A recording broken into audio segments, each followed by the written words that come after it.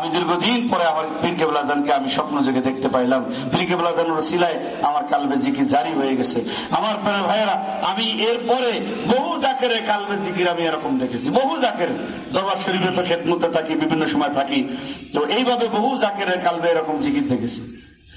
আমার ভাইরা,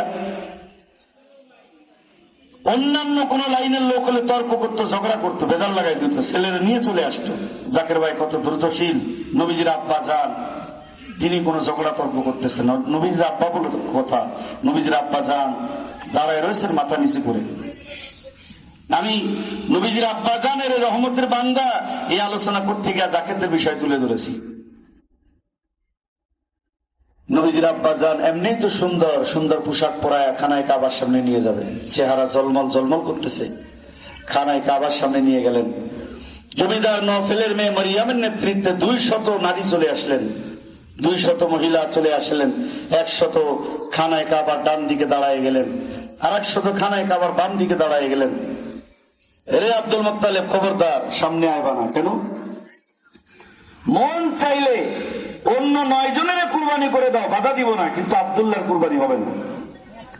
নবীজির দাদা বলছে, মরিয়াম হাকিকতটা আমাকে বলো তো, কেন খাজা আব্দুল্লাহর কুরবানি হবে না? মারিয়াম বলতেছে, রে খাজা আব্দুল মুত্তালিব, খাজা আব্দুল্লাহ হলো মক্কার অহংকার, মক্কার গর্ব। খাজা আব্দুল্লাহর চেহারা দেখে যেদিন আমরা ব্যবসায় যাই, খাজা আব্দুল্লাহর চেহারা দেখে ব্যবসায়ী গেলে আমাদের ব্যবসায় লাভ হয়, উন্নতি হয়।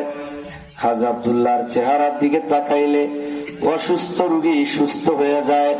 খাজা আব্দুল্লাহর চেহারার দিকে তাকাইলে পেটের ক্ষুধা দূর হয়ে যায়। এবার বলেন তো, আমার খাজা ফরিদপুরি কি আপনারা যারা দেখেছেন, তিনার চেহারা মুবারকের দিকে তাকাইলে বাড়ি ঘরের কথা মনে থাকতো নি? পেটে কোনো ক্ষুধা থাকতো নাকি? আরে যেই বাবারে দেখলে পরে, যেই বাবারে দেখলে পরে জোড়াই তো পরাণ, বুঝলি না রে কপালে পোড়া খাজা বাবার শান। যেই বাবারে দেখলে পরে দয়াল নবীর দিদারও মিলে। আল্লাহ তাআলা কোরআনুল কারীমের সূরা আল বাকারার 115 নং আয়াত আল্লাহ তাআলা বলতেছেন, ভাই এটা বাকি কোনো ওয়াজ না, নগদ ওয়াজ।